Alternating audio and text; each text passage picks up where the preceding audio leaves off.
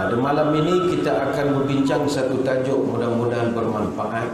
Aduhai umurku, muhasabah akhir tahun. Tanpa kita sedar, hidup terlalu singkat dan masa bergerak begitu pantas. Kata Anas bin Malik radhiyallahu anhu dalam satu hadis, Nabi dengar Nabi berpesan, la yaqumu sa'ah hatta yataqarabuz zaman. Tidak akan terjadi kiamat sehinggalah manusia merasakan masa begitu pantas berlalu. Wa takunu sanatu kasyahri. Engkau akan merasakan setahun seperti sebulan saja. Wa syahru kal jum'ah. Satu bulan seperti seminggu. Wa takunu jum'ah kal yaum. Seminggu seperti sehari. Wa yakunu yaum kas-sa'ah.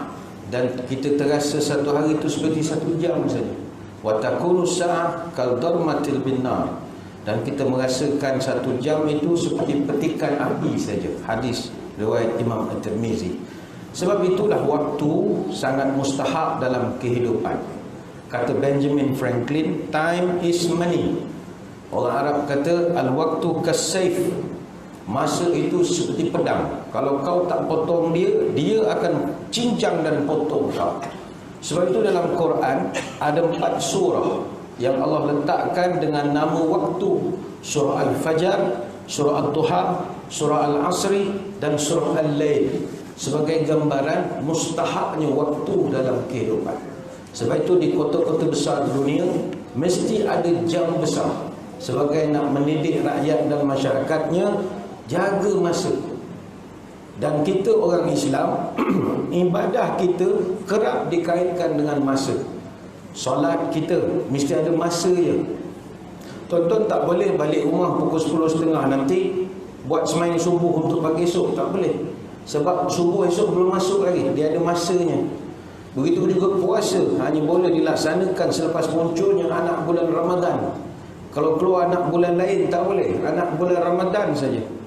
Begitu juga nak berbuka, kena ikut waktu Johor Bahru. Tak boleh ikut waktu Kuala Lumpur. Tak boleh. Buka TV, tengok RTM punya azan. Johor lama dah buka, tak ada tunggu Kuala Lumpur juga. Orang Kuala Lumpur tak boleh dengar radio Best 104 nak buka puasa. Waktunya tak sama. Nak bayar zakat fitrah, ada masa. Rabiul Akhir tak boleh bayar zakat fitrah. Zakat fitrah mesti dibayar sebelum semayang raya didirikan.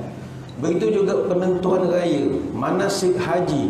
Semuanya Allah Ta'ala latih kita supaya peka dan mementingkan masa. Masa jangan dibuang. Time is ticking. Dia sentiasa berdetik. Baik itu dalam bab masa ini beza-beza. Cina, orang putih, Melayu. Orang putih kalau dia duduk seorang dia membaca. Kalau berdua dia mengembara. Kalau bertiga dia jajah negara orang. Tu orang putih. Cina lain. Kalau seorang dia tipas, dia panah. Kalau berdua dia berjudi. Kalau tiga dia meniaga. Orang Melayu kalau seorang dia tidur. Kalau berdua dia mengumpat. Rasa tiga dia kenduri. Dia mesti makan. Dia lepas majlis dia makan lagi. Makan lagi. Makan kerja kita. Tak ada masalah, tapi masa kita berjalan. Sebab itu nak memasuki 10 hari lagi tahun baru kurang lebih. Saya ingat ramai di kalangan kita, antara yang kita minta dan kita harapkan minta panjang umur. Umur ni tuan-tuan, rahsia Tuhan. Tidak ada orang yang boleh menentukan berapa umurnya. Baik itu dalam falsafah orang Jawa, ada 5 perkara yang tak ada orang boleh pastikan. Siji pasti, loro jodoh, telu wahyu, papat kodrat, 5 pandai. Itu 5 perkara. Siji pasti, mati itu tak tahu. Umur kita tak ada orang tahu. Tuan-tuan tahu umur tuan-tuan berapa? Tak boleh teka. Jangan bandinglah dengan mak bapak kita, lain. Dulu orang selalu banding, atuk dia umur berapa, bapak dia umur berapa, dia takai, cincai, lebih kurang lama. Tak mesti. Tak mesti. Dulu kalau doktor dia tanya, awak ayah kerja manis? Kerja manis. Mak kerja manis? Kerja manis. Adik-adik berapa? 5. 4 orang mesti kerja manis. Kalau doktor dulu je style lah. Orang ke hukum mak bapak. Dia sekarang dah tak boleh, tak boleh nak jangka. Sebab umur ni kerja Tuhan. Berapa banyak kita tengok orang, berapa ramai orang kita tengok, dia jaga kesihatan luar biasa, mati juga. Hari-hari makan ulam, tak makan benda lain, sakit juga. Ada orang tak seronoknya hidup panjang pula umur, rokok tak berhenti, sihat lagi. Kita tak merokok, dia pun cuci buah pinggang, dia relax kan. Itu istidraj, lain pula babnya nanti ya. Ada orang tak sangka mati di Mekah, dia tak sangka. Ustaz Mutawid yang bawa jemaah tiap-tiap bulan tu pun tak dapat mati di Mekah. Tapi ada jemaah kita, itulah baru first time pergi ke Mekah, mati dia di Mekah, rezeki dia. Dan dia tak tahu, siji pasti tak ada. Yang pertama, tak ada orang tahu umur dan kematian dia. Macam dulu ada jemaah Malaysia musim haji, buat haji, iktikaf dalam Masjidil Haram, tengah beribadah musim haji, tiba-tiba kren tumbang jatuh atas dia, mati. Dalam mati Masjidil Haram, dalam Masjidil Haram, mati tengah iktikaf, mati pula ditimpa sesuatu, dipanggil sahibul hadmi. Sebahagian daripada husnul khatimah, mati baik, mati ditimpa sesuatu. Dan contoh kalau tuan-tuan ada dengar ada orang mati kena timpa sesuatu, tak kira musang king ke, kelapa sawit ke, tayar ARL ke, tak kira lah, asalkan ditimpa sesuatu, itu mati yang husnul khatimah. Jadi orang ni dia dapat mati ditimpa kren dalam Masjidil Haram sedang iktikaf, bukan tengah buat live Facebook masa tu, dah tengah baca Quran. Bayangkanlah, lepas kejadian tu ramai jemaah nak mendapat benda yang sama, tak dapat dah. Masuk masjid cari kren, mana kren yang mana layang, jom tak dapat dah. Siji pasti tak ada orang boleh jangka. Loro jodoh. Yang kedua tak boleh teka, jodoh tak boleh teka. Mungkin yang pertama kita boleh tepis, yang kedua boleh tepis, masuk sampai 18 pun kita boleh tepis lagi. Tapi yang ke-19 tak ada orang boleh tepis. Biasanya begitulah. Tak ada orang boleh jangka. Tuan-tuan yang lama menduda lepas isteri meninggal, tanya, Haji tak nak kahwin? Tak nak lah, siapa nak gitu, orang tua sakit banyak. Jangan cakap, tak tahun depan kahwin, mana tahu. Masuk yang ke-19 datang, mana kita tahu. Tak boleh cakap lah. Macam anak-anak kecil, umur darjah 2, darjah 3. Puan-puan janganlah tak tahu bahawa entah itulah jodoh kita, budak-budak. Tuan-tuan pun sama, budak-budak perempuan berlari-lari, pun darjah 3, darjah 2, tak jodoh tuan-tuan, tak tahu. Ada satu artis, apa namanya, Ceta tu tua daripada saya. Dia kahwin dengan anak orang putih tu, apa nama, Zain tu muda sangatlah daripada dia. Punya muda, dia kata masa dia tingkatan 5, cetak tingkatan 5, dia dapat masuk pertandingan Ratu Cantik tingkatan 5. Masa tu suami dia Zain baru darjah 2. Masa itu siapa sangka kita sekolah menengah tengok budak darjah 2, itulah jodoh kita. Tak ada orang boleh cakap je lah. Telu wahyu, anugerah, pemberian, tak ada orang boleh teka. 4 kodrat, nasib, tak ada orang boleh cakap. Mungkin selama ni kita sihat, tahun depan ni tak tahu apa Tuhan nak uji kita dengan penyakit-penyakit. Mudah-mudahan okey lah. Tapi jangan terlampau confident, pantang sana pantang sini, akhirnya sakit, esok kecewa. Biasa-biasa sajalah. Ada orang tak nak makan nasi, dah tawakal, saya tahun depan saya tak nak makan nasi. Kenapa? Oh, nak jaga kesihatan. Apa kena-mena nasi kesihatan? Oh, nasi kalau makan ustaz gemuk celah mana? Gajah sebiji nasi tak pernah makan, gemuk lah. Kan gemuk gajah. Ini pergi rumah orang tu hidang bagi nak gerak nasi, makan lauk macam kucing. Tak makan nasi. Saya dah 3 tahun tak makan nasi. Duduk Amerika ke dulu? Tak juga. Makan orang darah cheating day ya, adalah sebulan sekali makan lah orang raih, bagi gembira tuan rumah saja. Ada orang tahun depan niat exercise siang malam, dah daftar dengan gymnasium dah, nak jadi member. Hari-hari nak melompat, nak berlari jogging tuan-tuan. Arnab hari-hari melompat. Paling panjang umur Arnab 9 tahun. Kuda hari-hari berlari. Paling panjang umur kuda 25 tahun je. Monyet hari-hari bergayut. Paling panjang umur monyet kalau tak kena tembak sampai hilitan 40 tahun. Tapi kura-kura yang seumur hidup tak pernah buat apa-apa, hidup 150 tahun. Kura-kura melompat tak pernah, jogging tak pernah, apa pun tak pernah. Jadi tak payahlah. Ini rahsia Tuhan lah. Ada satu artis umur 50 lebih, sihat, tak makan usia, mati juga. Padahal dia hari-hari makan ulam makanannya, mati juga. Michael Jackson mandi pakai air mineral, mandi air mineral. Tiap-tiap hari duduk dalam tabung oksigen, nafas untuk betulkan udara dalam paru-paru, mati juga. Umur pencen tu mati. Susah nak cakap. 4 kodrat, 5 bandar rezeki. Ini juga kita tak tahu. Sebab itu 5 perkara ni memasuki tahun, kita mesti pohon bantuan Allah, banyakkan berdoa supaya dipermudahkan. Dalam konteks perbicaraan kita malam ni tentang masalah umur, umur di average telah disebut oleh Nabi SAW, a'maru ummati ma baina 60 ila 70 wa aqalluhum man yajuzu zalika. Umur umatku berlega di sekitar 60 sampai 70 tahun. Amat sedikit yang boleh lebih daripada itu. Hadis riwayat Tirmizi, Ibnu Majah dan Al-Hakim. Sebab itu tuan-tuan nak minta umur berapa tahun? Berapa tahun? Kalau nak minta lebih daripada 70, silakan. Tapi barang perlu diingat, umur ini adalah nikmat yang akan ditanya. Sampai kata ulama tasawuf, umur ini adalah azab berbungkus nikmat. Rasa sedap umur panjang, tapi malapetaka besar. La tazulu qadama ibni Adam yaumal qiyamah min indi rabbih hatta yus'al an khamsin.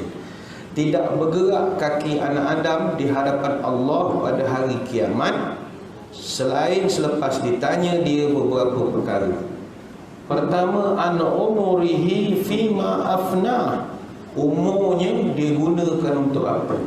Bayangkanlah kalau umur kita mencecah 120 tahun, panjang pembicaraannya nanti. Wa an syababihi fima ablah. Dia tanya pula tentang masa muda, kau buat apa? Tanya dia malaikat. Wa malihi min aina tasabahu wa fima anfaqahu. Dan harta pula dari mana kau dapat, ke mana kau belanja. Kemudian wa maza amila fima alima. Nabi kata Tuhan akan tanya pula ilmu yang kau dapat, adakah kau telah amalkan? Hadis Tirmizi. Soalan pertama tu pun kita dah terlampau lama nak menjawab, sebab umur terlampau panjang. Umur panjang. Tadi pengusi nak baca biodata, saya kata tak payah, sebab menjadi amalan para salafus salih tak selesa bila sebut tentang umur. Ulama-ulama dahulu pantang ditanya tentang umur atau diberitahu kepada orang berapa umur dia. Itu tuan-tuan kalau dengar orang-orang alim, saya tidaklah orang lain, jumpa orang alim janganlah tanya, tak tuan guru umur berapa? Dia tak lempang kita pun nasib baik lah. Imam Asy-Syafi'i rahimahullah pernah ditanya mengenai umurnya, lalu dia menjawab, laisa minal muru'ati an yukhbira ar-rajulu bisinnihi. Bukanlah satu sikap yang bagus seorang itu cerita pada orang berapa umurnya. Itu bukan sikap yang bagus. Imam Malik rahimahullah juga pernah ditanya berapa umurnya. Aqbila ala sya'nika laisa minal muru'ati an yukhbira ar-rajulu bisinnihi li'annahu in kana saghiran istahqaruhu wa in kana kabiran istahramuhu. Kata Imam Malik, bukan satu perangai bagus kau suka bertanya berapa umur seseorang. Kenapa? Kalau orang tu muda, nescaya kau akan merendah-rendahkan dia. Dan kalau dia dah tua, kau anggap dia nyanyuk, pun masalah juga. Lebih baik tak payah cerita berapa umur pada orang. Allah sindir manusia yang permintaannya siang dan malam, asyik nak memanjangkan umur saja. Tuhan tak suka juga. Wala tajidannahum ahrasan nasi ala hayatin wa minal ladzina asyraku.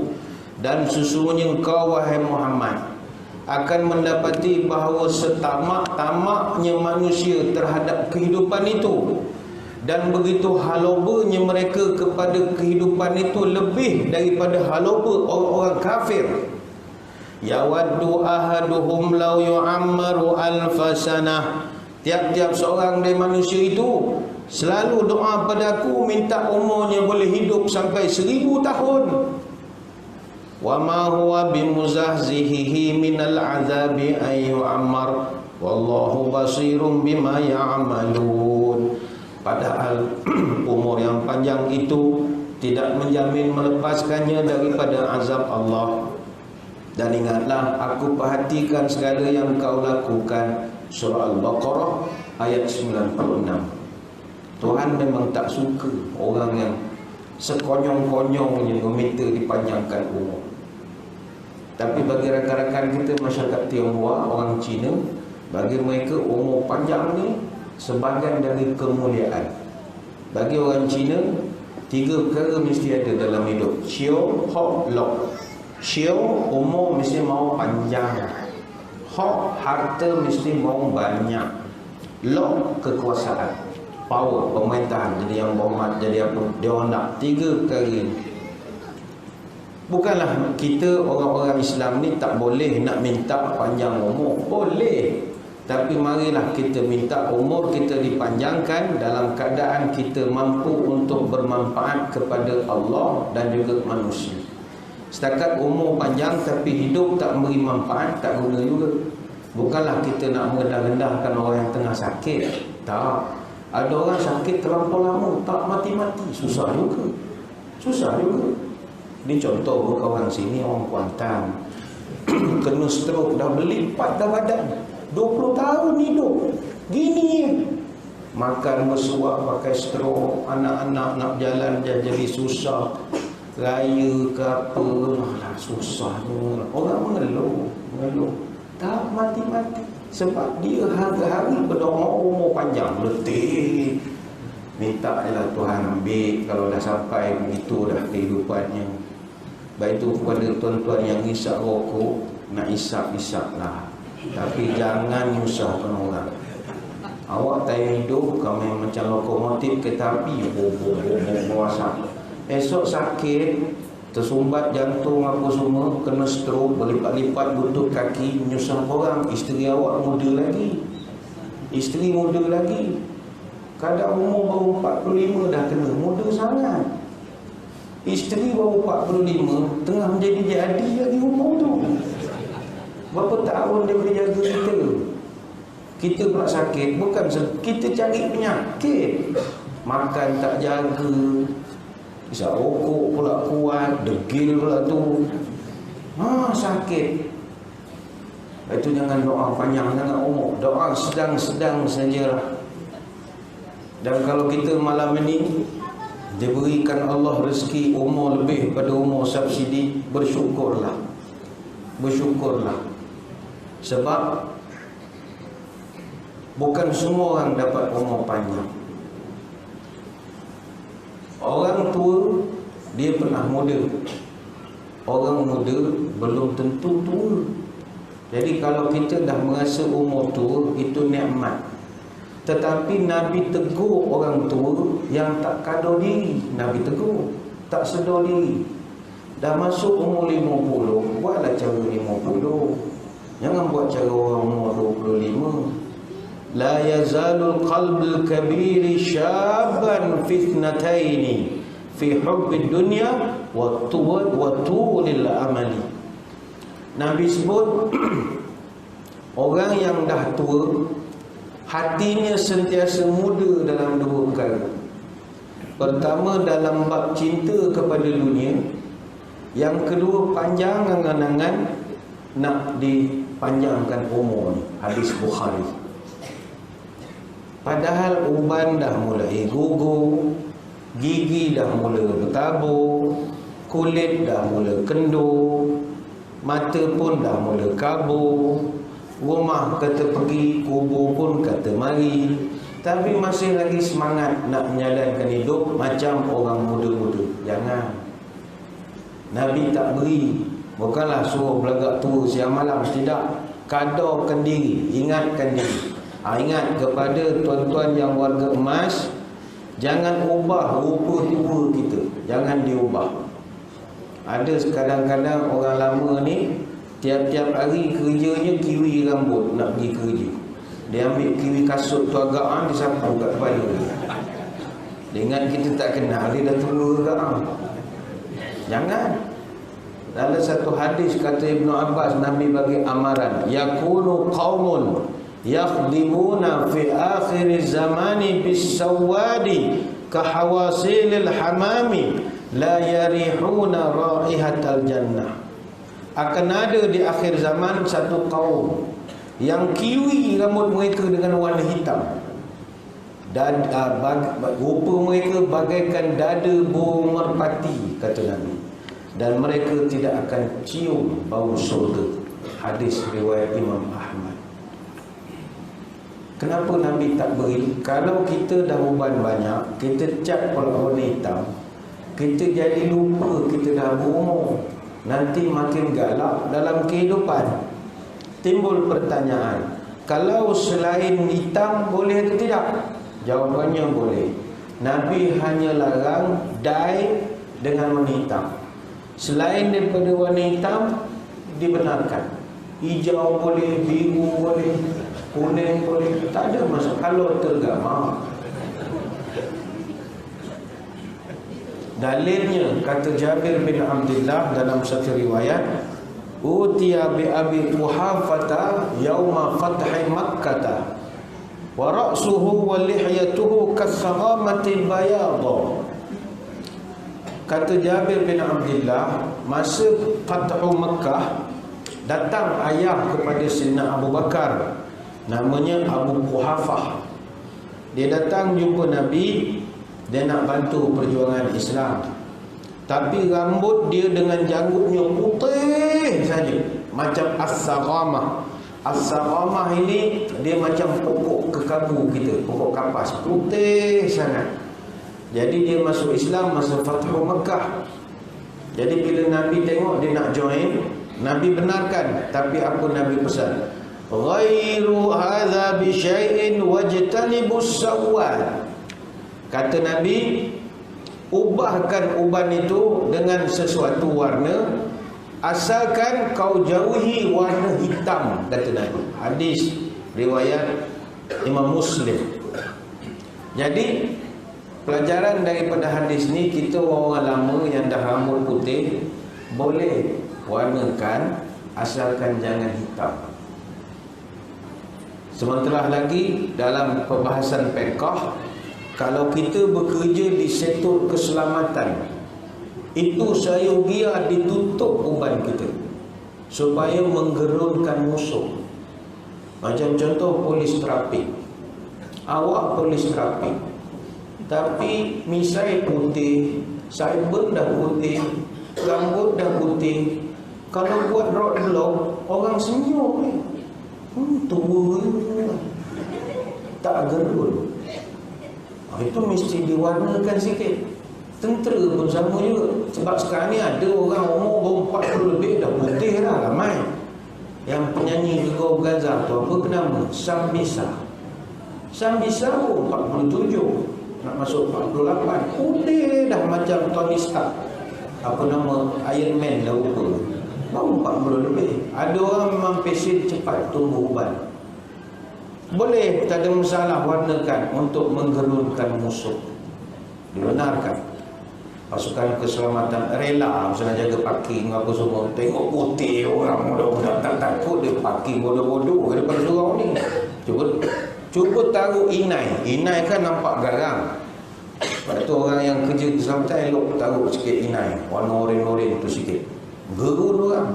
Tengok macam geng-geng Pakistan yang jual-jual kapet apa semua dulu Sekarang Pakistan bukan dia runcit dah lah, tak main dah jual kapet. Pakistan jual kapet dulu naik motor. Kenapa dia taruh janggut dia dengan inai? Orange semua. Rambutnya sideburn semua inai. Mata pakai celak. Sebab bila kita tengok gerun, kalau dia tak buat begitu, orang tak bayar hutang kapet dia. Jadi bila dia buat begitu, ada seram sikit. Jadi boleh nak buang-buang ubat itu menutup, tapi selain daripada hitam.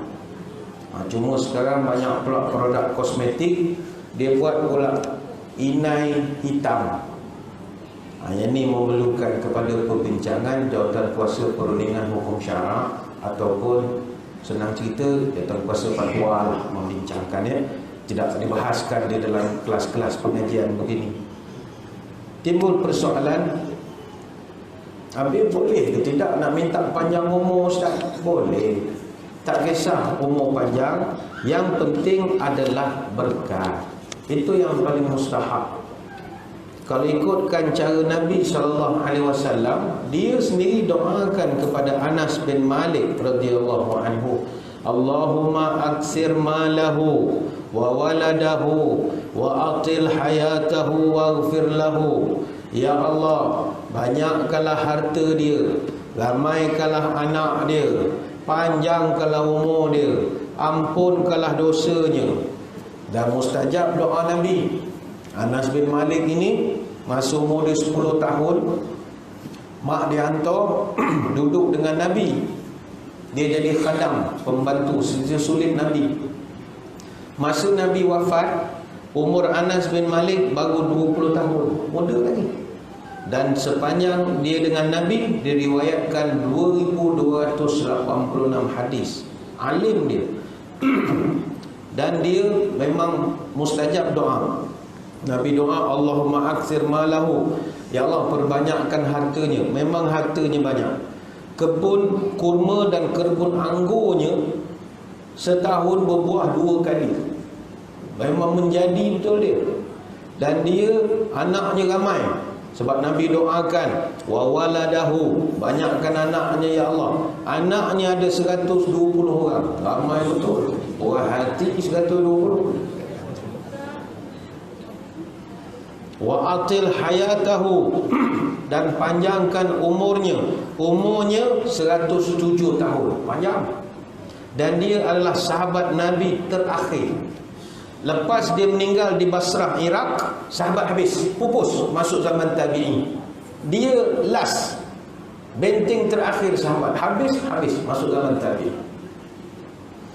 Hebat. Jadi tidaklah salah untuk kita mohon supaya dipanjangkan umur. Nabi pun ada doakan panjang umur. Dalam dunia sekarang moden yang paling panjang umur orang barat, Agnes Fenton namanya. Agnes Fenton ni umurnya 112 tahun. Rekod lah setakat ni di dunia. Tapi dia dah meninggal. Cuma dia masih lagi belum ada orang boleh challenge umur yang panjang. 112 tahun 23 hari. Orang buat kajian apa sebab dia panjang umur. Adakah dia kuat sukan? Tak. Orang kuat sukan lah paling cepat mati sekali. Orang paling banyak. Tengok badan pemain-pemain bola. Ada badan sekarang. Tak payah Malaysia lah. Tengok Maradona dah lah. Berapa besar badan Maradona. Dia yang Agnes Fenton ni, tapi contohnya ikut petua dia, hari-hari dia amalkan minum 3 botol bir dengan segelas scotch tiap-tiap hari. Dia tuan-tuan janganlah ikutkan minum, meninggal padan muka. Orang mati minum arak, tanam menghadap kiblat, orang balik, malaikat tu pusing dia tak menghadap kiblat. Tak percaya gali balik kubur.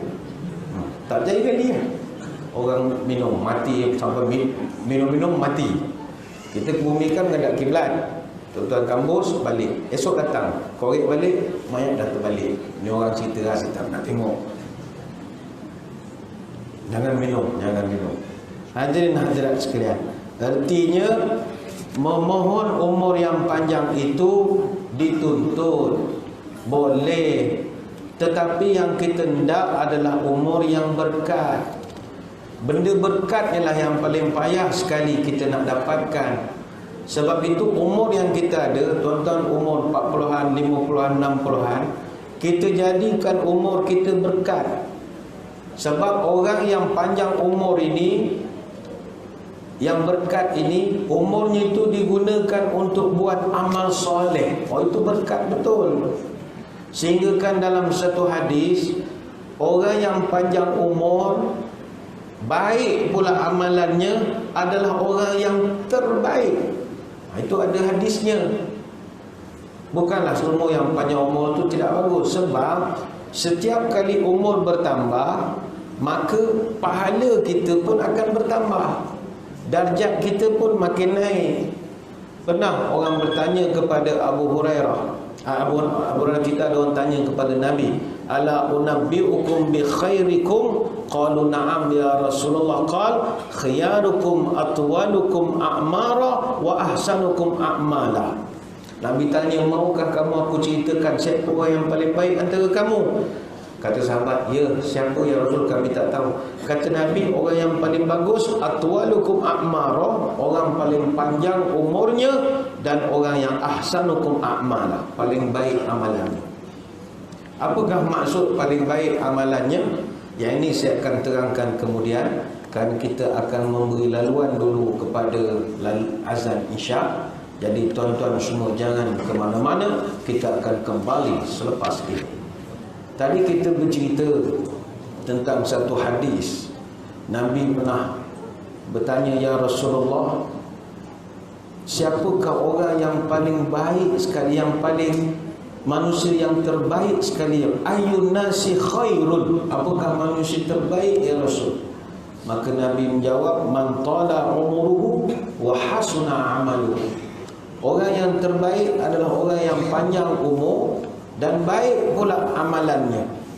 Jadi panjang umur mesti digandakan dengan baik amalannya. Sehingga kan dalam satu hadis disebut, orang yang paling panjang umur, yang paling baik amal, itu lebih bertuah berbanding orang yang pendek umur, tak sempat beramal. Laisa ahadun afdalu indallah min mu'minin yu'ammaru fil Islam litasbihihi wa takbirihi wa tahlilihi. Tidak ada seorang pun yang lebih utama di sisi Allah berbanding seorang mukmin yang diberi umur panjang, yang digunakan umurnya itu untuk bertasbih, bertakbir dan bertahlil kepadanya. Hadis riwayat Imam Ahmad. Sebab setiap kali umur kita panjang, berarti peluang kita buat ibadah bertambah.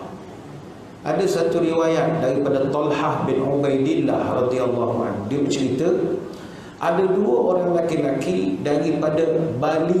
Bali ini cabang suku Qudha'ah. Dia datang berjumpa dengan baginda Nabi, dan kedua-duanya ni dia masuk Islam bersama-sama. Salah seorang dari mereka tu aktif buat program di kampung, termasuklah pergi berperang, berjuang, dan akhirnya dia mati syahid. Summa makasal akharu ba'dahu sanatan summa tuwfi. Ada pun kawan dia yang seorang lagi, selepas member dia mati, dia hidup lagi setahun. Lepas setahun dia barulah meninggal. Maka kata Talhah, qala Talhah, fara'aitu fil manami baina ana 'inda babil jannah idza ana bihima. Kata Talhah, satu hari aku mimpi berada di depan pintu surga, dan aku nampak kedua-dua beradik itu depan pintu surga. Yang dulunya datang jumpa Nabi masuk Islam, abang mati dulu, adik mati kemudian, akhirnya aku nampak di depan surga. Yang peliknya, kata Talhah, fa kharaja kharijun minal jannah fa adzina lillazi tufiya akhira minhuma thumma kharaja fa adzina lillazi ishtahidu. Tiba-tiba ada satu orang keluar daripada surga, dia memanggil adik yang mati kemudian untuk masuk surga dulu. Lepas tu barulah abang yang mati syahid masuk kemudian. Talhah jadi heran, kenapa adik dulu masuk surga? Padahal adik mati kemudian, Dan abangnya pula mati setahun awal, mati pula bukan kaleng-kaleng, mati syahid. Tapi kenapa? Adik masuk dulu. Lantas dia cerita kepada Nabi peristiwa itu. Ya Rasul, saya heran gini. Nabi senyum saja. Dan Nabi tanya, min ayyi zalika ta'jabun? Nabi tanya kepada Tolak, yang kau heran sangat apa hal? Yang kau macam pelik sangat tu apa hal? Faqala Rasulullah, alaysa qad makatha hadza ba'dahu sanatan? Bukankah adiknya itu masih hidup selepas abang dia meninggal setahun? Qalu bala, kata sahabat, adik meninggal kemudian. Wa adraka ramadhana fa shamahu wa shalla kaza wa kaza min sajdatin fi sanah. Dan bukankah lepas abang dia meninggal, adik dia merasa pula jumpa Ramadan tahun itu, dia berpuasa, dia solat sekian banyak, sujud dalam setahun. Qalu bala, ya ta'ir ya Rasulullah. Fama bainahuma ab'adu mimma bainas sama'i wal ardh. Jarak antara abang dengan adik, disebabkan adik dapat beramal lepas kematian abang, jaraknya itu sejauh jarak antara langit dan bumi, darjat mereka. Hadis riwayat Ibnu Majah. Setahun panjang umur itu pun ada barakah. Jangankan setahun, kita beza mati 40 hari pun boleh angkat darjat. Ada satu riwayat kata Amir bin Sa'ad bin Abi Waqqas radhiyallahu anhuma, ada kisah tentang dua beradik, dia meninggal dalam masa jarak 40 hari. Fazukirat fadilatul awwali inda Rasulillah. Maka para sahabat pun sibuklah bercerita kebaikan arwah si abang dia yang telah meninggal terlebih dahulu sebelum adik. Abang ni bagus, begini, banding adik dia begini. Ketika Nabi dengar sahabat bercerita, Nabi pun menyampuk. Faqala alam yakun akharu musliman? Qalu bala ya Rasulullah wa kana la ba'sa bih. Nabi pun mencelah. Yang korang bercerita ni, adik dia tu bukan Islam ke? Adik dia tidak Islam ke? Islam ya Rasulullah. Adiknya pun hebat juga. Faqala Rasulullah wa ma yudrikum wa ma balaghat bihi salatu. Nabi pun bersabda, tahukah kamu darjatnya diangkat sebab dia dapat semayang lepas abang dia mati? Tetap ada perbezaan. Innama masalus salati kamatsalin nahrin ghamrin azbin bi babi ahlikum yaqtahimu fihi kulla yawmin 5 marrat. Sesungguhnya perumpamaan sembahyang seseorang itu umpama sungai yang melimpah airnya yang segar mengalir di depan pintu rumah. Dia terjun dan mandi di dalamnya 5 kali sehari. Fama tarawna zalika yubqi min darnihi fa innakum la tadruna ma balaghat bihi salatuhu. Cuba kau fikir, 5 kali dia terjun sungai satu hari, kau rasa ada tak daki lagi pada badannya? Sesungguhnya kamu tidak tahu darjat yang dia boleh raih kerana sebab sembahyangnya saja. 40 hari beza dengan abang, tetap darjat diangkat. Hadis riwayat Imam Ahmad, Nasai dan Ibnu Khuzaimah. Maka panjang umur ada bagus, tetapi bagusnya itu adalah apabila dilakukan amal ibadah. Maka orang yang umur panjang tetapi tidak melakukan ibadah, yang itu umur sia-sia. Soalan, macam mana nak dapatkan keberkatan di dalam umur kita? Bagaimana nak dapat berkat? Ada beberapa pendekatan yang diberikan pelajarannya oleh para ulama. Pertama, al-kalamut thayyib. Apa makna kalamut thayyib? Tutur kata, komunikasi yang baik. Orang yang tutur kata elok, berkat umurnya. Misalnya sering memberi salam, suka memberi salam, dia berkatlah umurnya. Itu dalam hadis Nabi menyebut, maukah kamu aku tunjukkan satu amalan, Iza amiltumuhu tahabbtum qalu bala qal afsus salam bainakum. Maukah kamu aku ajar satu perkara, kalau kamu buat nescaya orang sayang pada kamu? Banyakkan memberi salam, kata Nabi. Yang kedua, al-mudawamah wal istiqamah fid du'a. Hendaklah banyak konsisten dan juga teguh pendirian istiqamah dalam memanjatkan doa kepada Allah. Ingat, doa adalah kunci segala kebaikan dan ketenteraman jiwa. Orang yang jiwa tak tenteram, maknanya dia kurang berdoa. Orang banyak berdoa, jiwa tenang. Sebab doa adalah kekuatan dan energi spiritual seorang hamba kepada Allah. Dengan doa, seorang Muslim akan mengembalikan segala problemnya kepada Allah selaku pemilik doa. Berapa besar pun problem kita di doa, masuk surau angkat tangan, Allahu Akbar. Ya Allah, kau lebih besar daripada problem aku. Berkatlah hidup tenang saja kehidupan. Baik itu, lepas sembahyang jangan lupa berdoa. Orang kita dia malas berdoa. Lepas sembahyang bangun sapu punggung balik. Dia tanya ngapa tak berdoa? Lah, saya daripada rakaat pertama berdoa Alhamdulillahirabbil arrahmanirrahim. Oh, kali nak berdoa. Ini bukan minta cuti dengan bos, ni minta dengan Tuhan. Tuhan tak pernah jemu minta sesuatu dengan dia. Tuhan punyalah tak jemu. Sampaikan Nabi kita ketika dapat perintah semayang 50 waktu, dia bagi diskaun 5 pada Nabi. Sebab dia suka Nabi datang minta. Padahal boleh saja dia buat diskaun terus bagi 5, boleh. Kan Nabi Musa datang. Nabi Musa tanya, ya Muhammad, bos bagi perintah apa? Semayang 5 waktu. Oh, tak boleh. Umat kau tu adhafu ajsadan wa abdanan wa jamaah, panjang hadisnya. Kau punya umat badan kecil, kederat tak kuat, tak payahlah 50 waktu banyak. Farji' falyukhaffif anka rabbuka. Kau pergi balik minta diskaun. Nabi naik, berapa Tuhan bagi? 45. Tuhan tak bagi 5. Memang Tuhan tahu nak bagi 5. Tak, dia buat 45 kan. Turun lagi, Musa tanya berapa? 45. Minta kurang lagi 40. Begitulah seterusnya sampai tinggal 5. Sampai 5, Musa tanya berapa? 5. Banyak 5. Umat kau pemalas. Kau minta setahun sekali ya, sembahyang raya. Nabi kita apa jawab? Saya malu bang, daripada 50 dia dah tinggal 5, lagi mau kurang. Saya dah segan, ni pun Tuhan kasih diskaun 5 waktu mat saya buat, pahala sama 50, ikut dasar awal. Takkan nak minta kurang. Kalaulah Nabi kita ikut nasihat Nabi Musa, selesai masalah. Setahun sekali dia pakai jubah, syok betul. Tapi tak apa, tak ada kerja pula. Tu yang ulama bincang, kenapa Tuhan macam membuli Nabi kita? Apa salah tu bagi 5? Rupanya sifat Tuhan, dia suka kita minta. Dia enjoy. Macam kita manusia, kita suka memberi. Tapi kalau muka yang sama minta, kita terajang kan ya? Dah tak ada muka lain, dah orang susah dalam kampung ni, kau seorang ni. Saya tengok seorang ni tak ada gerobok rezeki. Tak ada kan?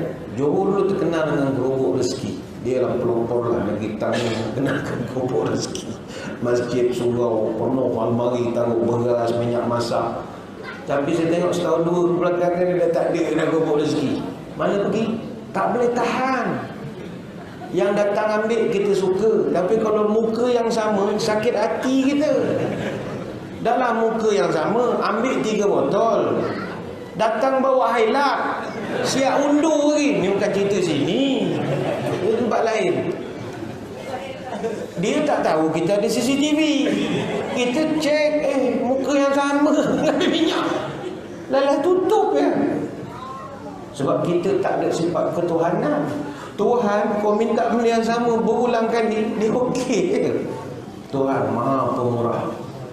Mintalah dengan Tuhan. Betul orang yang tak berdoa ni, Tuhan marah. Sombong betul kau ni. Aku serba maha, kau tak nak minta. Aku maha kaya, maha pemurah, maha ni. Kau sibuk dengan motor yang mahal. Kau sibuk saja. Aku serba maha, kau tak nak minta. Minta lah. Kalau tak sempat sibuk katalah, habis mengangkat je lah tangan doa. Bismillahirrahmanirrahim. Rabbana atina fid dunya hasanah. Kalau tu pun tak sempat, Rabbana belum sempat. Bismillahirrahmanirrahim. Ya Allah, macam biasa. Pun boleh. Itu paling malas dah tu. Jangan tak angkat. Sebab kita al-faqir wal-hakir. Orang yang mengharapkan Tuhan. Orang mengharap tangan mesti selalu tak ada. Macam orang susah minta duit dekat depan bank, kita minta dengan Tuhan. Tapi sebab sombong, tak pernah angkat. Tak pernah angkat. Konsistenlah di dalam meminta sesuatu pada Tuhan. Istiqamah. Berkat umur insya-Allah. Tapi lah istiqamah ni susah. Ibadah istiqamah senang tak? Susah. Saya ingat surau tuan-tuan ni kalau bulan Ramadan tahun lepas, berapa penuh orang semayang? 10 Ramadan pertama. Melempar sampai luar. Kalau selipar lebih kurang bawa, memang tak jumpa selipar kita. Sama selipar semua. Penuh orang. Tapi memasuki Syawal, ni dah Rabiul Akhir, berapa orang tinggal semayang? Tak ramai. Yang dulu konsisten tak dapat. Sampai terpaksa setengah masjid dan surau buat banner besar gantung depan pagar. Mencari orang hilang. Hilang waktu subuh, zuhur, asar, maghrib, isya. Kali terakhir kelihatan Ramadan 1441. Terpaksa gantung. Letak. Istiqamah susah. Yang senang istirahat. Itu senang. Istiqamah memang susah. Dan yang kedua, yang ketiga, selesaikanlah apa juga pekerjaan kita di waktu pagi. Hadis daripada Sakhar bin Wada'ah Al-Ghamidi, Nabi mendoakan kepada umatnya, Allahumma barik li ummati fi bukuriha. Ya Allah, berkatkan umatku pada waktu paginya. Hadis Abu Dawud. Kita, masalah orang kita sekarang ni, kita tidak jadi morning person. Itu masalah. Berbanding kawan-kawan kita bangsa lain, masyarakat Tionghoa, orang putih, dia orang morning person. Itu kita kena akui. Rakan-rakan kita masyarakat orang Cina, walaupun dia tak semayang subuh macam kita, dia bangun pagi. Dia tak ada ritual apa, dia bawa anjing jalan, dia tai chi kat taman bunga. Dia buat benda-benda yang begitu. Kalau kita nak jadi hebat, mesti mau bangun pagi. Jadikan apa juga pekerjaan waktu pagi. Termasuklah hubungan suami isteri. Elok pagi. Orang Melayu tak tahu kitab mana dia pakai, malam Jumaat pula dia pakai. Dia sebenarnya Jumaat pagi. Tak tahu, malah cerita ada kamera. Tuan-tuan kan cuti dia Jumaat. Apa masalahnya kalau Jumaat pagi? Lagi berkat. Didoakan oleh Nabi lagi. Kalau dapat anak tu solehah lagi. Ni sibuk malam Jumaat, dah tak semayang subuh dah semua. Pagi, semua benda pagi. Kerja pagi, buka kedai pagi. Didoakan berkat oleh Nabi. Yang keempat, kata ulama, beristikharahlah di dalam setiap urusan. Kata Anas, idza hamamta bi amrin fastakhir rabbaka fihi sab'a maratin summa unzur ila allazi sabaqa ila qalbika fa innal khaira fihi. Nabi pernah cerita pada dia, wahai Anas, kalau engkau tengah pening memilih antara dua perkara, 11, 12 ke, 15, 16 ke, 18, 19 ke, 26, 27 ke. Ramai sangat orang yang nak kat kita jalannya, tak tahu mana nak pilih. Sebab kata lagu UK tu apa, di sini menunggu, di sana nanti, begitu. Dua-dua tu serba salah mana nak dibuat. Ataupun ni, adik-adik esok dapat result SPM, terlampau cerdik, dalam kepala dia bagi liga, keputusan bagus. Universiti banyak pula panggil, musim ni panggil, musim ni panggil. Tak tahu mana nak minta. Fastakhir rabbaka, kau minta Tuhan tunjukkan pada kau. Oh, kata Nabi, suruh Tuhan tunjukkan. Caranya sab'a maratin, 7 kali kau kena minta dengan Tuhan. Summa unzur ila allazi sabaqa ila qalbika. Lepas 7 kali kau buat istikharah, tenungkan dalam diri ada petunjuk daripada Tuhan. Sebab itu Nabi tak tinggal doa, Allahumma khirli wa khtarli. Tuhan, tolong pilihkan untuk saya. Apabila ada pertemuan dua perkara, pilihkan untuk saya. Buatlah sembahyang istikharah. Pada rakaat pertama lepas Fatihah, bacalah qul ya ayyuhal kafirun. Kalau tak lupa ayat tu lah. Kalau lupa tak payah, tak berhenti kita kan. La ilaha illallah panjang kalau saya ni. Kukulakum dinukum tak masuk. baca mana yang ingat sajalah ya.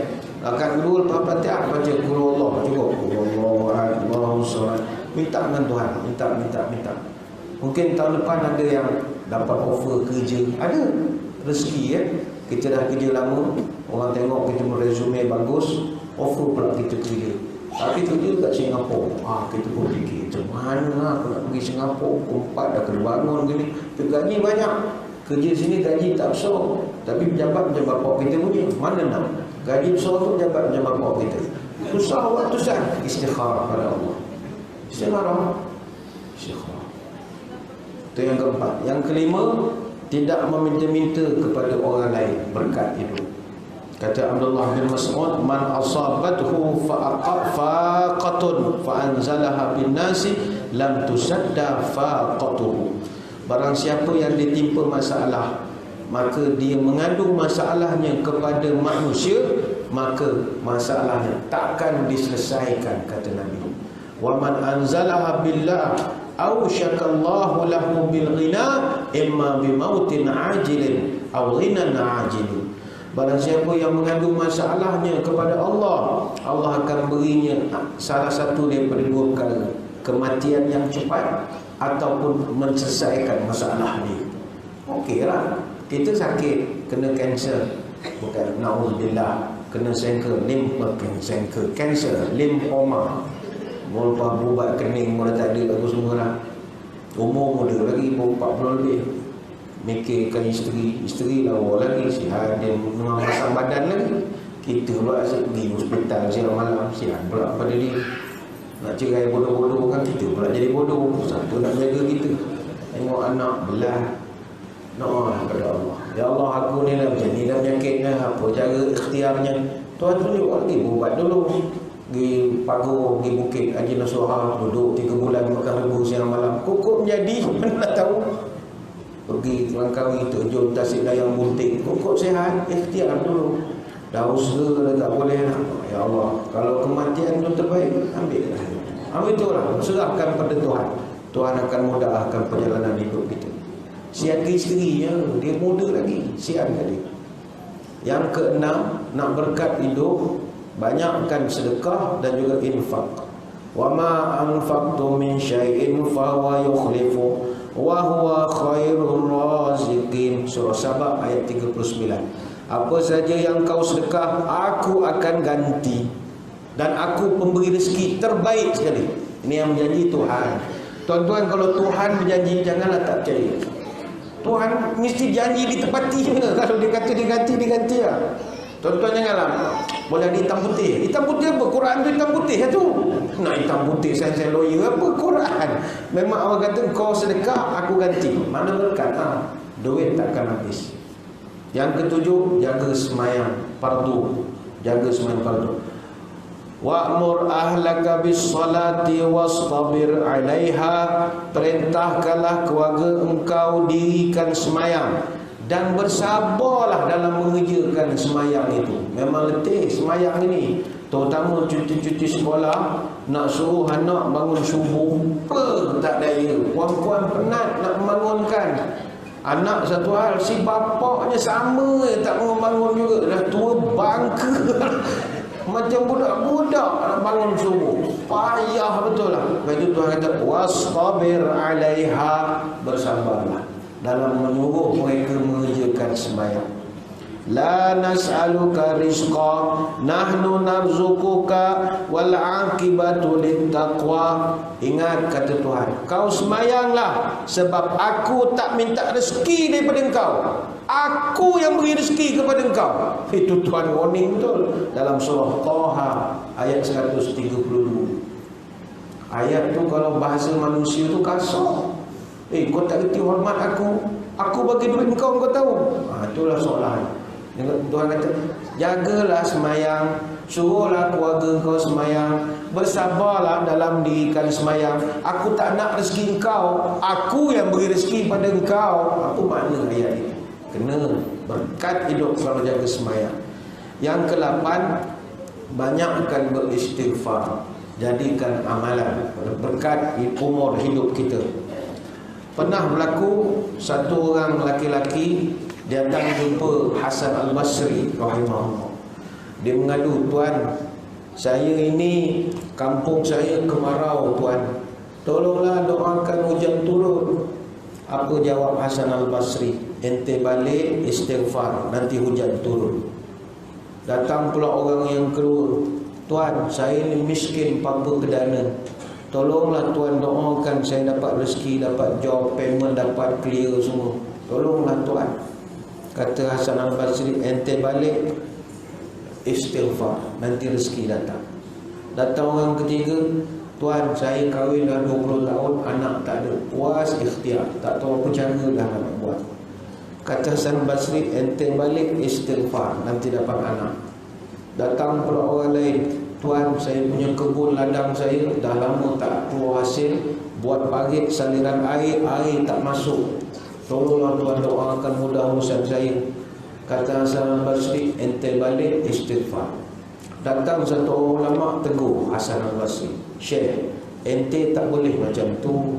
Orang datang jauh-jauh tanya soalan, ente jawab standard skrip jawapan. Tak boleh, tentu panjanglah sikit. Kau 3 minit sempat masuk YouTube. Ini jawab pendek. Pum jawapannya istighfar. Pum istighfar. Bagilah solusi lain, Syekh. Nyanyi orang." Kata Hasan Basri, "Aku punya jawapan bukan aku punya jawapan. Itu jawapan Tuhan yang bagi. Fakultu astaghfiru rabbakum innahu kana ghaffara yusilis samaa alaikum midrara wa yumdidkum bi amwalin wa banina wa yaj'al lakum jannatin wa yaj'al lakum anhara."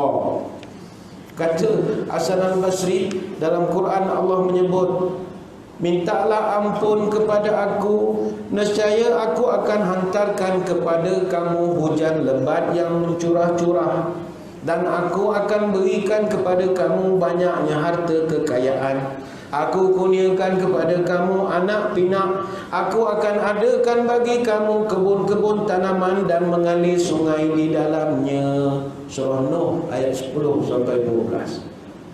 Istighfar ini benda kecil, tapi berkat hidup kalau kita amalkan. Ada satu kisah Imam Ahmad bin Hanbal rahimahullah. Imam Ahmad suka mengembara. Dia berjalan-jalan di satu tempat tu negeri itu mengamalkan fiqh dia, mazhab dia. Tapi Imam Ahmad bin Hanbal ni orang yang humble, ulama yang tidak terkenal di media sosial. Tak ada Facebook, tak ada Twitter, tak ada IG, tak ada apa. Dia jenis lurus dia je. Kalau istilah sekarang lah, zaman tu memang tak ada Facebook. Dia jenis tak popular, tapi ilmunya kemas. Jadi dia pergi satu kampung, orang kampung tu tak kenal dia. Dia datang semayang masjid, orang tak cam, orang tak tahu lah. Habis semayang, dia tumpang baring. Datang AJK, halau keluar. Encik, ni bukan hotel lah, bukan tempat tidur kan. Sila keluar. Kita orang nak tutup pintu lah. Dah pukul 11 kan. Oh ya, sorry. Dia keluar. Keluar Imam Ahmad, dia pun jalan cari penginapan. Sedang dia berjalan, jumpa dia satu orang penjual roti, bawa balik berniaga. Orang berniaga mulut ramah, nampak orang luar tegur, "Ni daripada mana ni malam-malam ni?" "Saya ni musafir dari Baghdad ni." "Oh, jauh datang. Habis apa cerita?" "Tadi saya tidur di masjid." AJK halau tu.